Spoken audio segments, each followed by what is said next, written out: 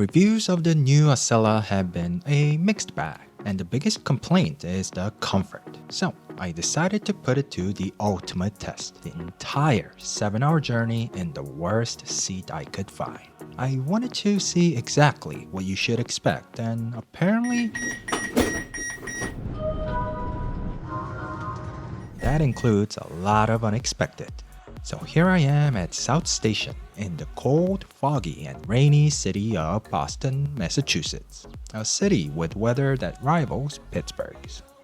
This is the northernmost point of the Acela's northeast corridor. Since I'm boarding at the starting station, let's get straight to the point, shall we? Today I'll be traveling in the business class quiet car, which is the last car on the train. Now, besides the expected quietness, everything offered in this car is identical to the rest. From the seats and layout to the luggage space, every business class car comes with identical 2x2 configuration with space up top. The table seats you see here tend to be the last ones to sell out. Even until days before departure, many table seats will remain open. I wanted to review what you will most likely experience, so I skipped the tables since they are few in number, and opted for a slightly unpleasant window seat. Oh, does this seat come with the button? No, this is actually the emergency exit window, which you might have seen in some of my previous videos, but wait, where are the hammers?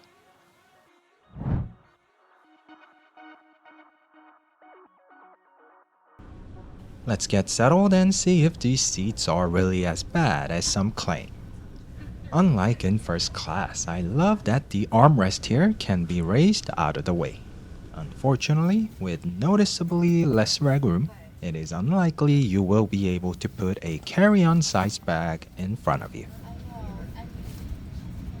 In fact, some of the smallest items might even have to go inside your pockets or into your luggage up above. The seats use the same tilt recline, which is going to be the main focus of my torture test today and the hours to come. I have not yet met a single person who prefers tilt over recline. How about you? Just as I was looking around the wide, retractable tray table and its hidden bird seed, the train started moving. Backwards. You saw that right. To make this the ultimate stress test, I decided to ride backwards for the entire 7-hour journey.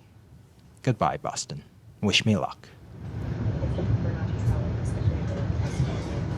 And as is apparent from the audio, the quiet car is indeed quiet, with only whisper-level conversation. I also got to enjoy the seat to myself for the first half of the journey.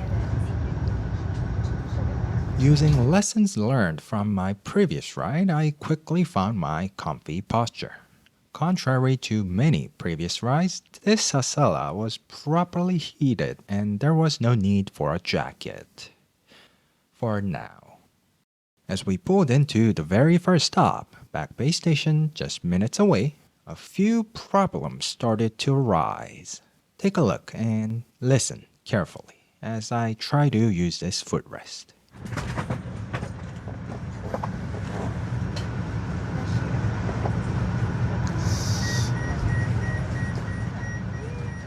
At this point, I wasn't exactly sure what that alarm was or where it was coming from.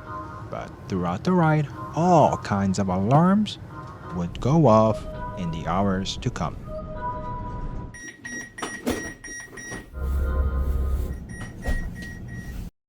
Now, take a look at my foot position. My feet should be like here. Ideally, this would be my comfortable resting spot. Legs extended and happy like I had in first class. But business class forced me to tuck my legs inward due to the limited legroom and the proximity of the footrest. Throughout the journey, I chose not to use the footrest at all. If anyone is 6 feet or taller, let me know your experience. The seat features the same flaws and features as the rest of the train, including the speed. Yes, of course, we cannot review this train without talking about speed.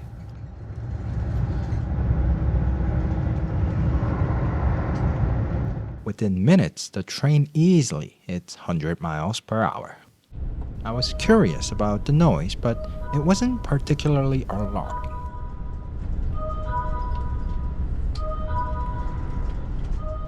And my main interest at the time was the high speed. Based on my previous experience, this particular section is where the train can easily reach its top speed as it travels through a series of tracks that are as straight as it can be. On the old Acela, I had previously witnessed speed of 145 and 148 miles per hour right here. But today, the new Acela was a huge disappointment, maxing out at 122. Well, stay tuned though. With the initial speed test out of the way, it was time for the sleep test. You see, even though I bought lounge access and had a cozy place to lie down earlier, I pushed myself to stay awake for a good 20 hours to see 1. If I can actually fall asleep, and 2. How long I can comfortably stay asleep uninterrupted on this ride. So I put on my blanket and really drifted away. And the sun has now set and I am back online. I see I still have the road to myself and I had an uninterrupted nap for 2 hours. I made my way to the restroom not just to wash and wake up, but because, much like on previous Acelas, the train got colder and colder and I had to take refuge inside the warm restroom. Check this out.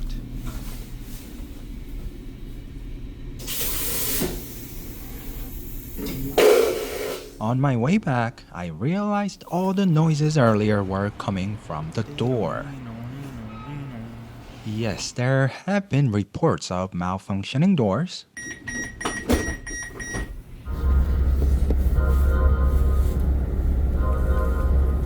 Both while the train was in motion and every time the door was opening, some sort of alarm went off on this train.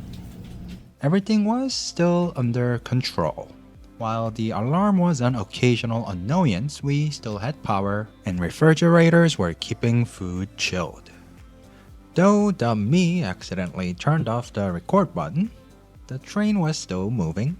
The food was delicious, except for a few soggy fruits that had been sitting at the bottom. What wasn't too cool was how much cooler the train got as we moved further south.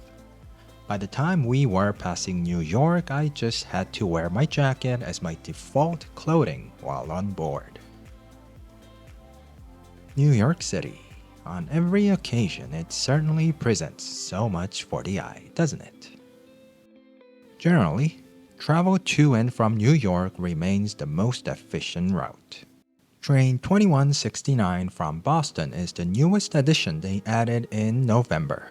I was curious as to how many people would actually ride the whole distance, and it seems only one other passenger was going further than the halfway point, at least in the quiet car.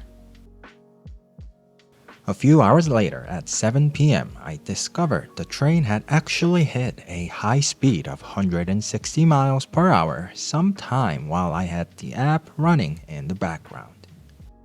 By the 5th hour, despite my discovery of the comfy posture earlier, these hard, stiff leather seats were much more than a minor inconvenience. If you watch this professional and scientific diagram, this is how one sits, and how a normal reclining chair would help us rest and support our back.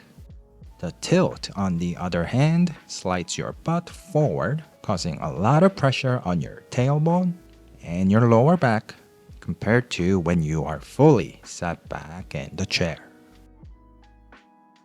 The pain and disturbance were definitely noticeable, and I returned to the cafe car to stretch my back using these padded cushions.